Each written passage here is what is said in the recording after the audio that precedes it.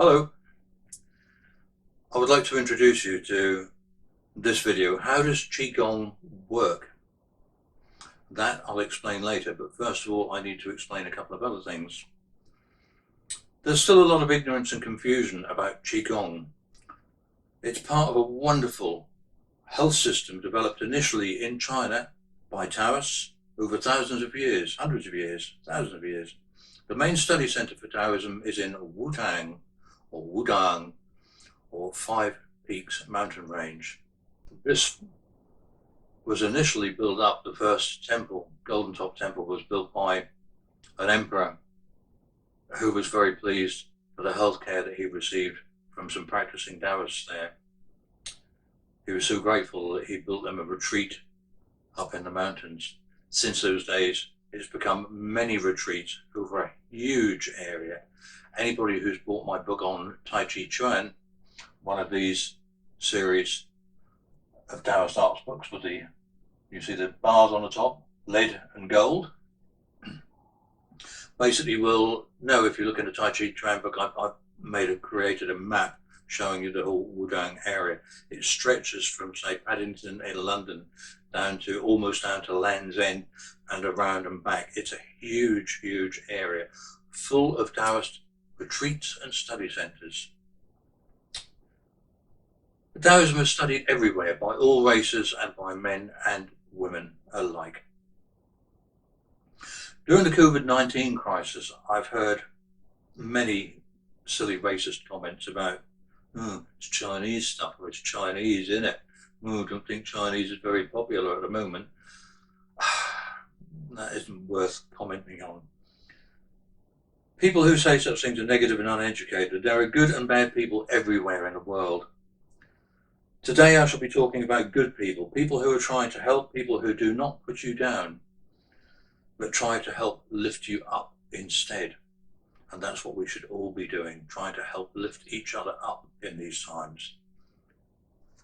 A true Taoist is a person who is likely to be vegetarian, quite humble, quite helpful, quite quiet usually, unlike me, educated in the ways of the world, and involved in something that is good. There are two types of people, active and inactive. There's those that are kind of like being led and those that are leading. Those that do nothing, sit around and basically don't care or bother about anything, and there are those who are actively seeking knowledge and wisdom. The two types of Taoism that are normally noted. Our school deals with practical Taoism. I've noted in a lot of articles that are written in the West that the other type is called religious Taoism, and some people even call all Taoism a religion. It is not. Taoism started as a practical philosophy. Some people use idols and images or whatever to help them try and sort of visualize or connect with their goals, and that's the same everywhere. Basically, everybody in every religion, faith, practice, whatever, does that all around the world, and then somebody comes along, grabs hold of it and tries to formulate it like a religion or calls it a religion. That really is irrelevant, really is irrelevant. Tao is not God and is not worshipped. We do not worship Tao. Tao is life, the universe, and everything, as I always put it. The so-called religious Taoism, this is a label that the West puts on it, by the way. I haven't heard any of my Chinese friends calling it a religion, they just call it Taoism. What we think about is Tao. That's, like I said, like the universe and everything. It's nature. You, me, the animals, the weather, the space, you name it, the whole thing. And we try and understand what's going on with those different elements, with those different things, and how that affects human life. Then different exercises have been developed around that to try and help balance you out, to get you more in tune with your natural self, your natural being.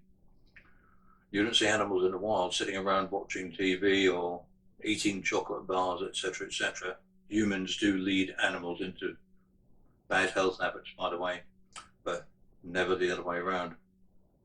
So what we're trying to do is to get back to our more natural kind of state of being. And that's all there is to it. Just understanding nature, trying to be in harmony with nature rather than just trying to destroy it, which you won't win on that one. Nature always wins. And then trying to make yourself into, if you like, a healthier, better person to enjoy life more and maybe enjoy life more with other like-minded. Let's just get rid of this Chinese thing, shall we? Now, there are many things that you take for granted in everyday life. Banknotes, typewriter or keyboard, spectacles, you may be wearing some now, gunpowder and fireworks, yes, including the sparkly ones, acupuncture. In fact, much of traditional Chinese medicine, TCM, was helped along by Taoist physicians and scientists. Qigong, Tai Chi Chuan, and other forms of exercise were all scientifically created with a purpose. Feng Shui, divining life in harmony with nature. The compass, paper and printing. Tea, now we're getting there. Kites, the seed drill. That was invented by the Chinese in 250 years BC. There are, of course, many Chinese inventions which a lot of you watching this today may not even think of. Noodles. Oh, you like your noodles, do you? Did you know that China was the first country to have street food? Yes, noodle sellers with steaming carts would offer hot noodles to hungry passers-by. Beer. Now we're talking. The consumption of beer began in ancient China around 9,000 years ago, during the Neolithic period, as it's called. They used rice, hawthorn, honey, and grapes to make the beer. The 4 to 5% alcoholic beer was made popular by Yi and Dukang of the Xia dynasty. The wheelbarrow, there's another one. I bet a lot of you with gardens use the wheelbarrow. Iron and steel smelting. Now, seismograph, this has to be one of my personal favourites. In 132 AD, a gentleman called Zhang Heng, who was born 78 and died 139 AD, of the Han dynasty, invented the first seismograph called Hufeng Qigong to measure the movements of the earth and seasonal winds. The seismograph was an urn-like instrument made of copper with a central pendulum.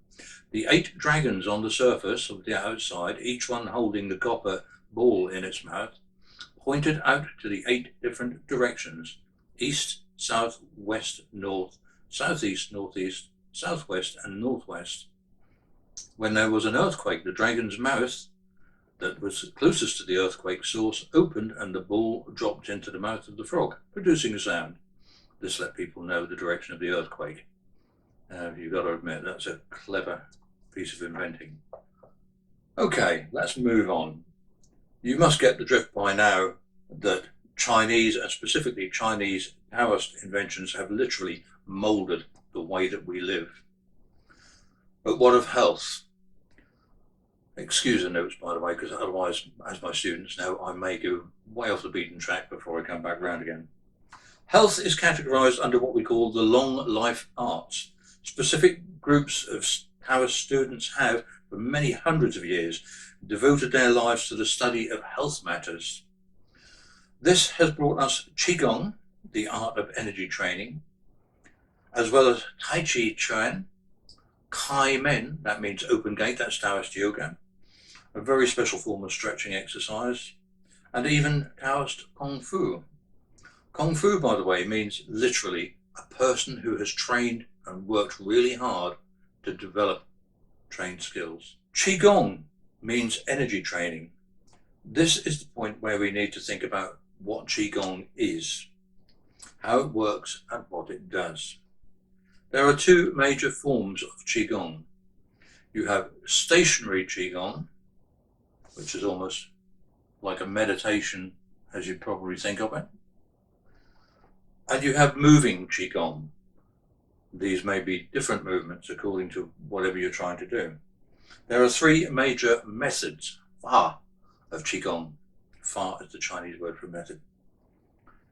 You've got health Qigong, medical Qigong, and martial art Qigong. What I'm going to show you today and talk to you about is health Qigong in a moving form. This is what we do in our Baduan Jin, the 8 strands of silk brocade, which you can also see on our videos, free to use. Since the 2020 COVID-19 pandemic, there has been much talk about health and helping the NHS. Yet still, all around us, there are very few signs of supporting the NHS. Now, I'm not talking about standing on a doorstep and clapping hands. That may give a moment of moral support, but it really isn't helping. So what really helps? Any suggestions? What really helps the NHS or any other health service around the world is you trying to avoid illness. It's no good eating foods that are bad for your body and which build up pathogens over a period of time. It's no good sitting around doing nothing all day and then your body becomes weak. Then asking the doctors to sort you out. It's not their responsibility to look after your health. It's only their job to try and help you correct it. Most problems are not helped by drugs. Most drugs are for treating the symptoms, not the cause. That's a little bit like sweeping the muck under the carpet. What really helps is a healthier diet, healthier exercise and lifestyle. This can be a very, very broad subject. So I'll just say that doing Qigong can actually help to get you on the right path. Let's look at some basic Qigong movements within our highly regarded set of Qigong exercises that we do in our classes, along with the formulated warm-ups and Tai Chi for health. And this set is called the 8 strands of silk brocade. Right, here on the video clips you will see diagrams of meridians. These are energy channels. Energy channels are used to drive the chi around the body.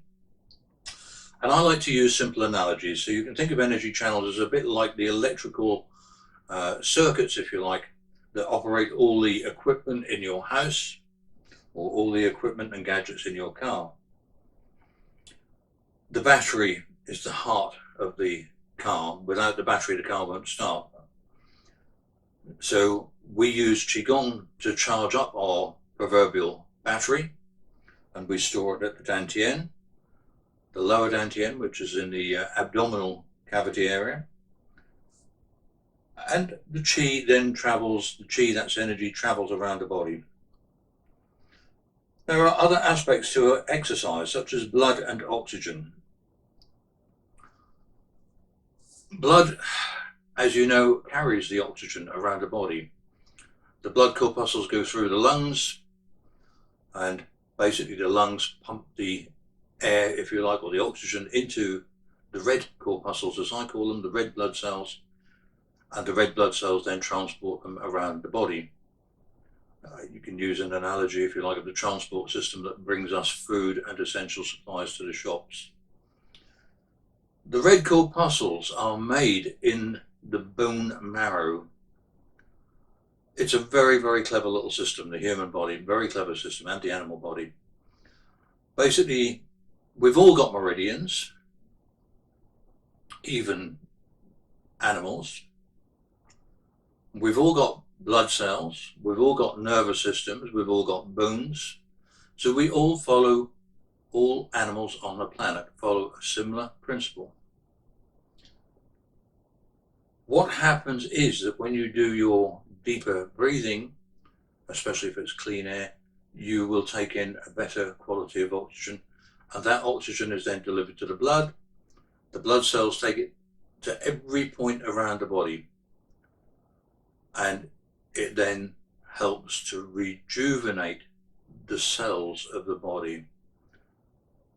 Now, when you're doing Qigong, it's not just blood and oxygen. Basically, when you're doing a moving Qigong, you're stretching the body, you are moving the body in different directions. And there are certain principles, like in slantwise punching and glaring with tiger eyes, where you're stretching from the neck. The head is stretched up, the tailbone is stretched down, so the spine is stretched out.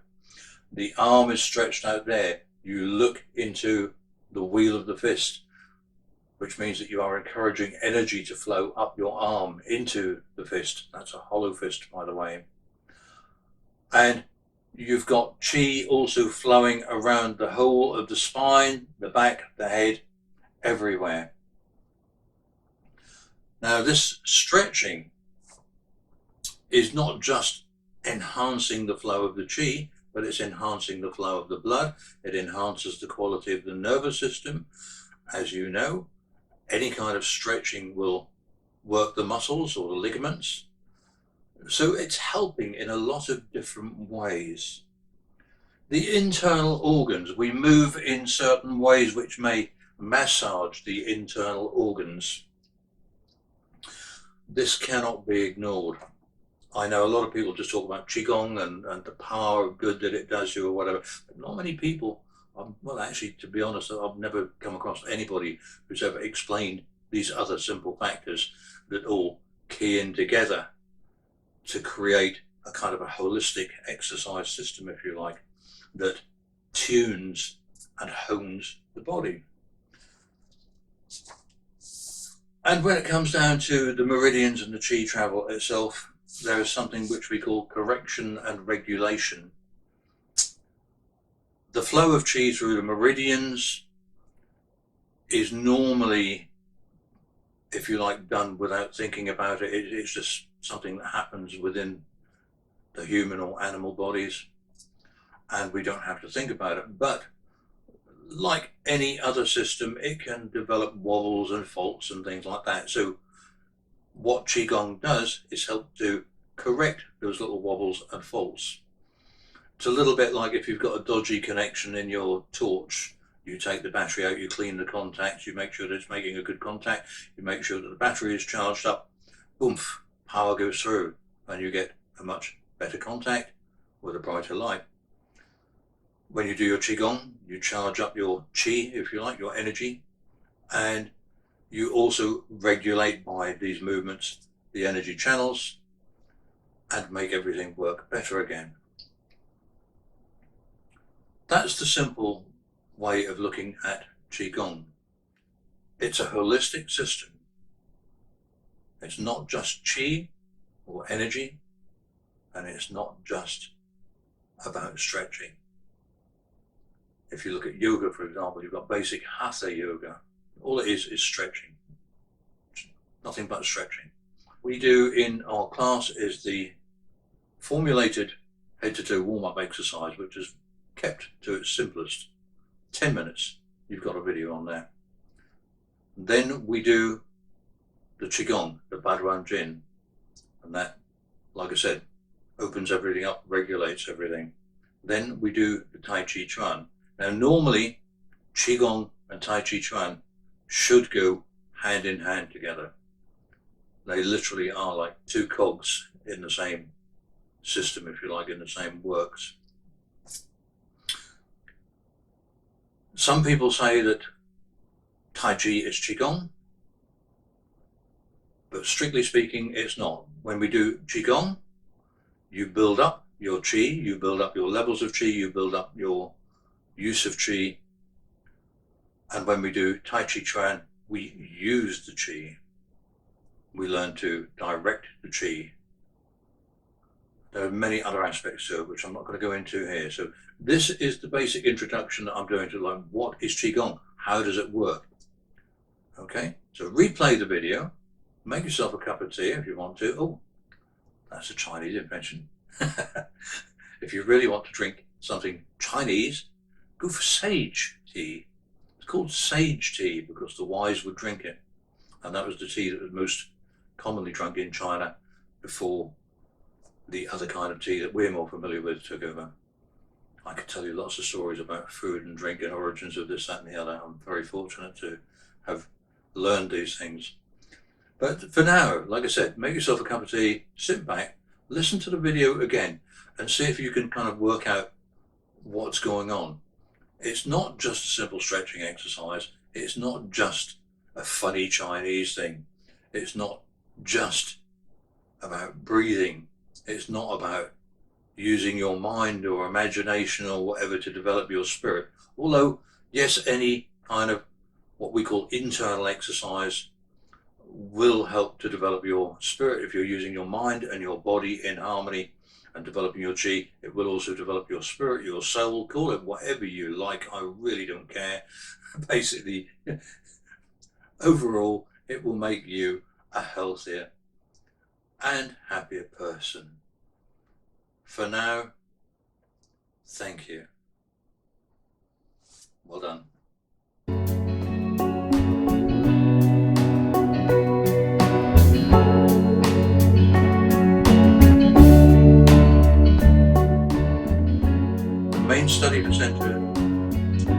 The main study center, I'll start again.